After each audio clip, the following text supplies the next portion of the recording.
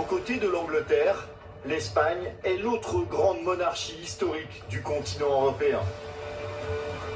Une grande partie des Espagnols rêvent aujourd'hui d'en finir définitivement avec l'institution royale. Vous avez en Espagne un mouvement qui s'appelle les Sandiniers, qui est un mouvement essentiellement politique de gauche et qui se pose la question aussi sur l'importance de garder une monarchie. Alors que la santé du vieux monarque décline chaque jour, sa fin de vie est devenue une affaire d'État qui risque de fracturer l'Espagne. C'est un vieil homme de 85 ans qui a du mal à marcher, à se déplacer et qui forcément n'avait jamais pensé qu'il pourrait finir ses jours loin de l'Espagne et de sa famille. Nous allons vous révéler les secrets les mieux gardés de la couronne d'Espagne. Son véritable patrimoine, son train de vie quotidien et enfin, comment les femmes de la famille ont pris le pouvoir au sein de l'institution. C'était une femme comme Laetitia, formée, femme libre, qui pouvait apporter un air de fraîcheur, même si ça a choqué aux classes dirigeantes autour de la monarchie. Espagne, bienvenue dans les splendeurs et les misères d'une famille royale en sursis. Si la Zarzuela n'est pas à Buckingham Palace, elle a abrité pendant 45 ans un monarque dont le rayonnement fut, lui, au moins équivalent à celui de la reine Elisabeth. L'histoire de l'Espagne contemporaine s'est façonnée dans ce palais atypique. C'est quelque chose de frappant, d'important, parce que ça reste quand même un endroit assez réservé pour le commun des mortels, mais en même temps, ça reste un palais à taille humaine, comme le roi Juan Carlos l'a été pendant très longtemps.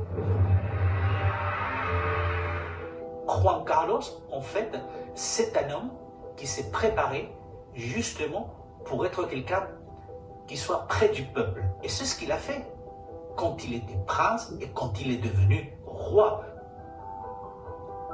J'ai eu l'occasion de le rencontrer à plusieurs reprises et ce qui touche le plus, c'est justement cette bonhomie, cette façon de montrer qu'il est proche de vous.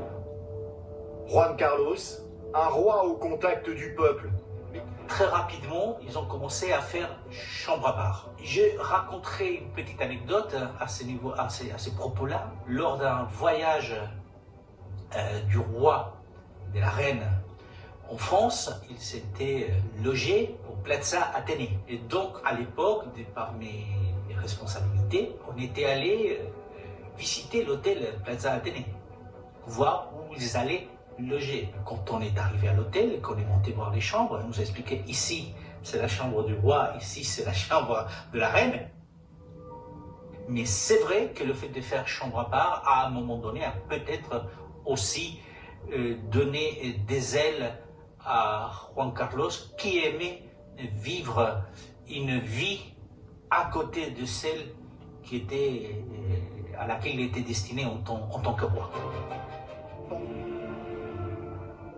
18 juin 2014, tous les Espagnols ont les yeux rivés sur leurs petits écrans pour assister en direct à la passation de pouvoir entre Juan Carlos et son fils, le prince Felipe.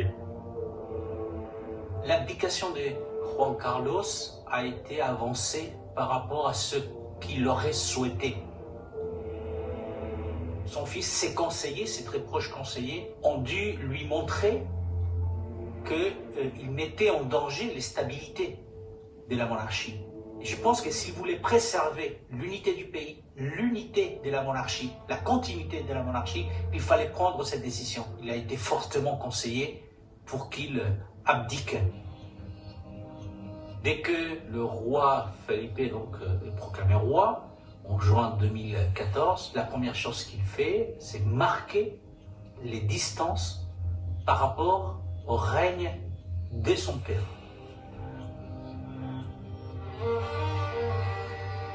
Le nouveau roi Felipe veut coûte que coûte regagner la confiance des Espagnols. Et cela passe par un traitement de choc, comme afficher en toute transparence son patrimoine personnel et celui de la couronne. De quoi court-circuiter bon nombre de fantasmes et d'idées reçues. la monarchie espagnole ne coûte pas cher aux Espagnols. En 2023, les budgets alloués au roi Felipe VI est de un peu plus de 8 millions d'euros. Ces 8 millions d'euros, c'est un salaire autour de 270 000 euros pour le roi, 270 000 euros par an, 150 000, 140 000 pour la reine. Mais la réalité, c'est qu'on est loin, très loin du coût de la monarchie en Angleterre, voire dans d'autres pays européens. L'arrivée de la reine Laetitia a été un coup de tonnerre, pour plusieurs raisons. La première, si vous voulez, c'est parce que c'est une roturière. Ce n'est pas quelqu'un qui vient d'une famille royale. C'était une journaliste. Il présentait tous les soirs le journal télévisé à la télévision publique. Donc elle était connue de toute l'Espagne. C'était quelqu'un qui était divorcé, puisqu'elle s'était mariée quelques années auparavant.